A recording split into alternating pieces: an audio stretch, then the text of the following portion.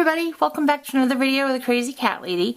Today I'm designing a birthday card for my son. He's turning 15 today. Yes, I know it's a little late, but I procrastinate. Just one of my things. So what we're going to do today is we are going to be working on a card from the Cricut Cartridge Birthday Bash. There you go. Just see there. It's the one that I made my video Harry Elefante. We're not making the elephant again today, I promise. So these are the new books. As you'll see, a little bit. As you'll see over here, there's card tag feature. I'm using both layers. What you're going to want to do is you're going to want to make sure your creative features button is on. So let me quickly show you that on here. Okay. So over here, okay, it's going to be this button right here. It's going to be in the top 6. Okay, you have those, and it's the same on your overlay because this is a copy of the overlay. The card we're doing, it's on the shift right now, but let me take it off shift. The card we're doing is right here. Okay, and then we hit shift to get the round layer. I'm doing 2 round layers so I can put one on the front and one on the inside. Okay, we go here. We have, let me zoom out. We have up here, I'll put the measurements on my website so you can have them, but you can see here, here's the card. Okay, to make it easier for me, I used the rotation feature, which is over here. It's the arrow right here, this one, to turn it to the side. And then I also used the hide feature. If you come in and see the 2 little notches right there, those are kind of a nightmare and they mess up your card, or they always seem to for me, so I always take those out. And then down there on the bottom, right here, you're going to see where I have my 2 circles, that one will fit on the top and one will fit on the inside.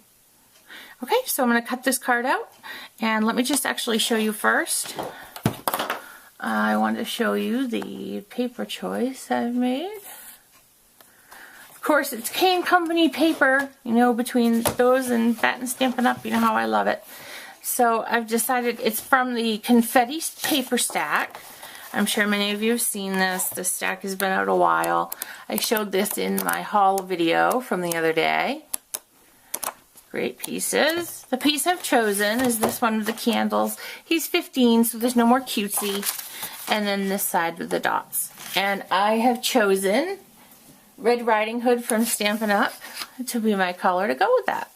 So I'll get it all cut out and I'll join you back here and we'll get that card assembled. Okay, and we're back. And I went a little bit of a different direction. I stayed with this. This is the Riding Hood Red by Stampin' Up, and it's still an active color. This is from Confetti, the birthday stack. Okay. And I will put the exact measurements on my blog for these. And then I decided to go ahead and do numbers. So this is also from the confetti stack, and this is Tangerine Tango, and that still is an active color. So let's get this put together. I love celebrating his birthday. I love celebrating birthdays in general. It's just such a happy time. You know, everybody's together and all the families together. You remember stuff. Remember when I took him home from the hospital and first few days home, and you know, I was young when I had him. I was 18 when I had him. Almost 19. But you know, you wonder if you're going to be a good parent and if you're, you know, going to give him the life you could have when, you know, he was older, or, you know, he was a surprise. I would never say accident. It bothers me when people say accident, because an accident is not something you do again. A surprise is, although you didn't expect it, you would repeat it. So I think it's always a good thing to say surprise as opposed to accident. So he was a good surprise, and he's a wonderful boy. I'm bragging up. I'm giving him his 15 minutes of fame. Okay, that's a little tacky, but alright, and my, just my 5 here. I hope you'll like this project. I hope you see how quick it is. On this project also, I forgot I had purchased some of the accessories to go with it. I'll show you in just a second. Let's get this put down here.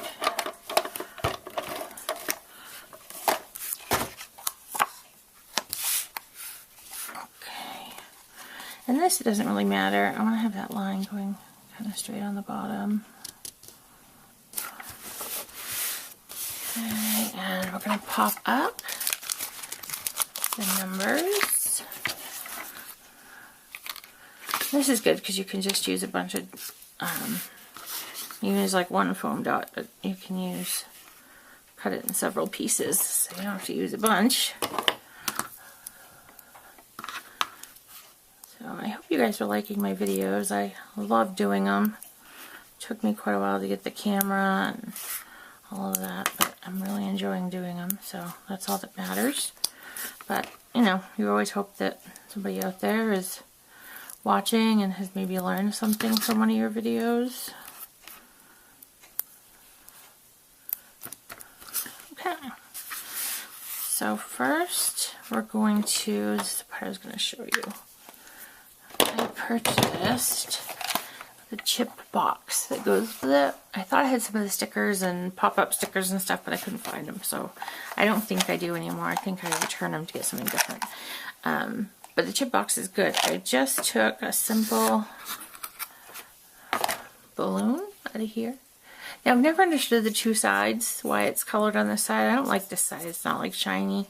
It's like you have a matte side and a shiny side or glossy side, whatever way you want to put it. So we're going to pop that up. And actually, before we do that, we are going to take some embroidery floss. This right here, you can get it at any craft store. It's up back by the needle craft section. And it's really, really, really cheap. It's like, I think it was like 33 cents. So it's not anything that's too expensive.